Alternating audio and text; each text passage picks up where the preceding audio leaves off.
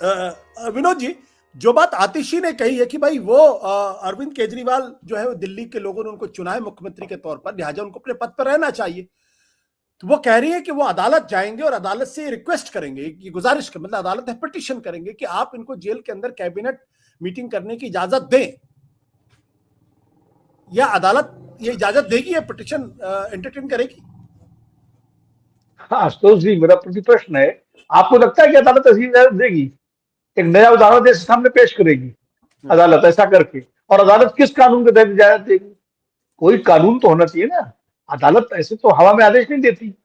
राकेश जी बैठे हुए हैं, वरिष्ठ वकील हैं, जानते हैं चीजों को कि कोर्ट जो भी फैसला देता है वो एक कानून के आधार पर देता है ना फैसला, और उस कानून के रोशनी में फैसला देता है। कानून तो ऐसा तो कोई कानून है नहीं कि जेल से किसी मुख्यमंत्री को जो है सरकार चलाने की का कोई कानून हो गया चला सकता।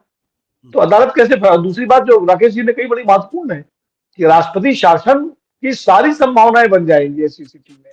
देखिए, एक और उदाहरण है, येदियुरप्पा का भी उदाहरण है। वो भी जब जेल गए थे तो इस्तीफा देके जेल गए थे, उनको भी लोकायुक्त ने, वो भी एक मुख्यमंत्री थे। और वहां तो ये सारे जो मुख्यमंत्री जिन्होंने जेल जाने से पहले इस्तीफा दिया, क्या इन्होंने कानूनी सलाह नहीं ली होगी? लालू यादव जैसे मुख्यमंत्री, जयललिता जैसी मुख्यमंत्री, क्या इनके ये क्या चुनकर नहीं आई थी क्या जयललिता? इनको क्या तमिलनाडु के लोगों ने नहीं चुना था जयललिता को? या लालू जी को बिहार के लोगों ने नहीं चुना था?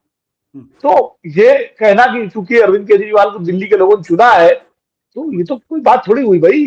तो चुनने का तो इंदिरा गांधी को भी चुना था लोगों ने, लेकिन उसके बाद इमरजेंसी लगानी पड़ी उनको और जनता ने उनको जो है बाहर किया।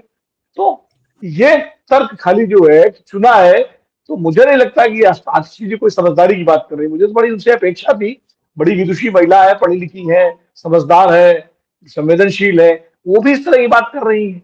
यानी फिर मतलब कम से कम चलो वो अपने नेता का बचाव करें, कोई उसमें दिक्कत नहीं है, करना भी चाहिए।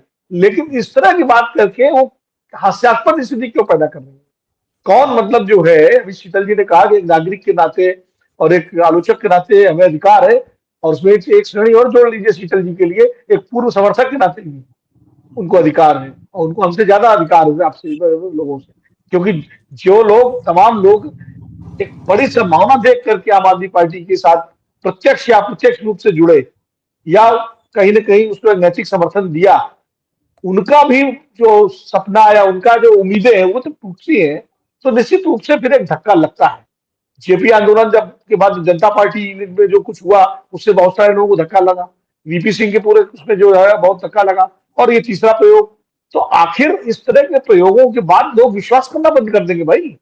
उसके बाद फिर कोई अन्ना हजारे आकर के या कोई आकर के दिल्ली की सड़कों पर बैठेगा तो 5 आदमी नहीं जाएंगे उनके समर्थन में।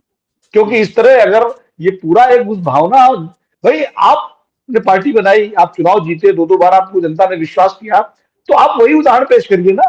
और आपके अंदर भरोसा होना चाहिए कि हम अगर जो है किसी को देंगे सत्ता, और जब हम कानून, अगर आप निर्दोष हैं तो निश्चित रूप से आप जीतेंगे कानून से, आप सुप्रीम कोर्ट से तक लड़ेंगे, जीतेंगे। तो आपके अंदर ये भरोसा होना चाहिए कि जब हम आएंगे तो वापस हमको गद्दी मिलेगी। इसमें क्या दिक्कत है भाई? जयललिता को भरोसा था कि नहीं था? लालू जी को 50% भरोसा था, इसलिए उन्होंने अपनी पत्नी पर भरोसा दिलाया बजाय किसी वरिष्ठ नेता पर। अरविंद केजरीवाल को तो 200% भरोसा होना चाहिए भाई।